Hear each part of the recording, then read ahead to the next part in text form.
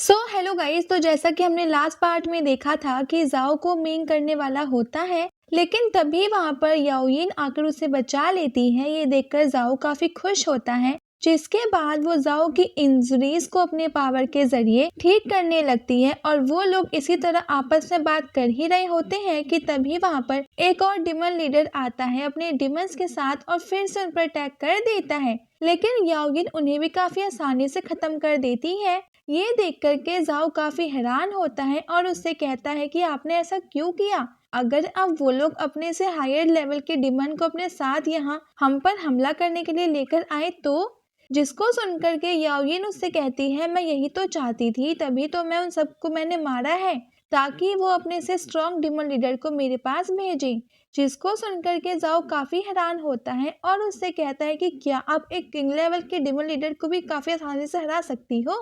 जिसको सुनकर के याओयिन आगे जाते हुए उससे कहती है कि हाँ, जो किंग लेवल के डिमन लीडर तो मेरे लिए चींटियों के जैसे हैं, मैं तो उन्हें यूं ही मसल दूं।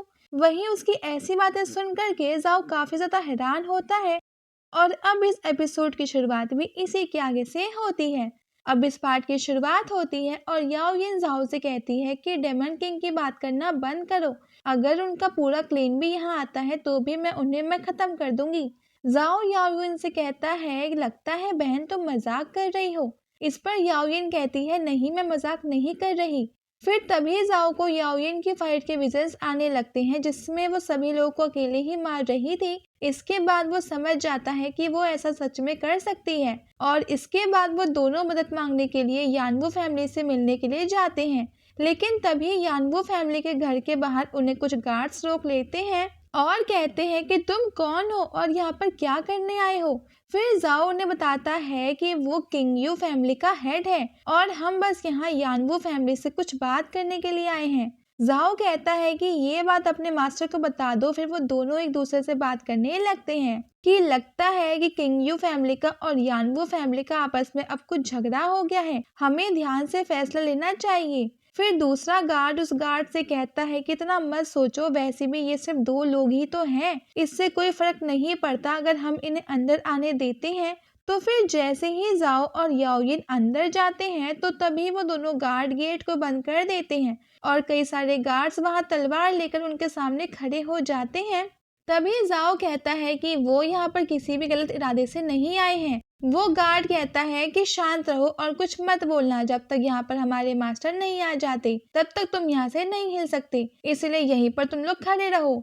फिर याओयिन जाओ से कहती है कि क्या हम इन सभी को मार दे। तो जाओ कहता है कि नहीं नहीं, हमें ऐसा कुछ भी करने की कोई जरूरत नहीं है, हमें पहले इनसे बात कर लेनी चाहिए। इसके बाद जाओ बोलता है कि याओयिन अमेनिशिया के बाद से बहुत ज्यादा बदल गई है और ताकतवर हो गई है। फिर वो गार्ड उस पर हंसने लगता है और कहता है कि छोटी बच्ची, तुमने बहुत अच्छा मजाक किया। वो गार्ड कहता है, मुझे फर्क नहीं पड़ता तुम क्या कर सकती हो। इसके बाद वो उस पर हमला करने के लिए आगे बढ़ती है, लेकिन जाओ उसे रोक लेता है। फिर तभी वहां पर किंगयू फैमिली का वो मास्टर आता है जिसका नाम जियाओ होता है। वो जाओ से कहता है कि तुम और तुम्हारी बहन याओयिन यहाँ पर क्या करने आए हो। तो जाओ जियाओ को बताता है कि हमारे शहर में हर तरफ डेमन्स ने हमला कर दिया है और वो हमारे लोगों को मार रहे हैं। अब बस तुम और तुम्हारी किंगयू फैमिली ही बची है और हमें उन डेमन्स से लड़ने के लिए किंगयू फैमिली से जुड़ना होगा ताकि हम उन डेमन्स पर हमला करके उन्हें हरा सके। जियाओ कहता है कि ये तुम क्या कह रहे हो, मेरे अलावा भी 6 और मास्टर्स हैं जो कि मास्टर रिलम लेवल पर पहुंच चुके हैं और हमें किसी के भी साथ में होने की कोई जरूरत नहीं है, खास करके यानवू फैमिली के साथ, जबकि तुम उन सब से बच सकते हो।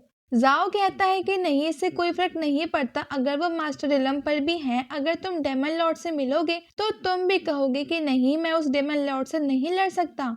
जियाओ कहता है कि तुम और तुम्हारी बहन दोनों ही बहुत कमजोर हो मुझे, लेकिन मैं उन डेमन से नहीं डरता, ये कोई मजाक नहीं है। फिर याओयिन जियाओ पर हमला करने के लिए तैयार हो जाती है क्योंकि जियाओ यानवू फैमिली का साथ नहीं देना चाहता था, लेकिन फिर जाओ उसका हाथ पकड़कर उसे रोक लेता है। फिर जाओ कहता है कि मैं भी एक मास्टर हूँ, लेकिन मैं अभी तक ग्रैंड मास्टर रिलम पर नहीं पहुंचा हूँ। तुम्हारा मतलब किंगयू फैमिली अभी यानवू फैमिली के साथ नहीं जुड़ सकती क्योंकि मैं अभी तक मास्टर रिलम पर नहीं पहुंचे। इसीलिए जियाओ कहता है कि हमारी किंग यू फैमिली और तुम्हारी यानवू फैमिली दोनों ही पहले अच्छे दोस्त हुआ करते थे। जियाओ कहता है लेकिन अब समय बदल चुका है। फिर जाओ कहता है हम पर डेमिस ने हर तरफ से हमला कर दिया है। मैंने मास्टर यान से भी इस सिचुएशन के बारे में बात तो करी थी। फिर जियाओ कहता है कि हमारा फैमिली के साथ जुड़ना कोई इतना आसान नहीं है। हमारी किंग यू फैमिली से जुड़ने के लिए तुम्हें मेरी एक शर्त माननी पड़ेगी। जाओ जियाओ से कहता है कि कैसी शर्त? जियाओ जाओ से कहता है कि मैं तुम्हें अपनी बहन याओयुन की शादी मुझसे करवानी होगी। फिर हम एक परिवार बन जाएंगे और हमेशा साथ रहेंगे और साथ मिलकर के उन डेमन से लड़ेंगे। जाओ इस बात से गुस्सा हो जाता है और कहता है कि ऐसा कभी नहीं हो सकता। लेकिन याओयुन जियाओ से इस बात पर कहती है कि क्या तुम सच कह रहे हो? और फिर वो सभी को अपनी पावर से सभी गार्ड्स को दूर फेंक देती है। और ये देख करके जिया बहुत ही ज्यादा हैरान हो जाता है और सोचता है कि याओयुन इतनी ज्यादा स्ट्रॉन्ग कैसे हो सकती है, और मैं तो ग्रैंड मास्टर डिलम का मास्टर हूँ, मैं तो इस लड़की से नहीं हार सकता। जियाओ कहता है कि ऐसा नहीं हो सकता, वो ताकतवर तो है लेकिन मुझे नहीं हरा सकती। फिर जियाओ कहता है चलो इस सब को छोड़ो, लेकिन तभी याओयुन उसकी गर्दन पर तलवार रख देती है और कहती है क्या तुम सच में मुझसे शादी करना चाहते हो?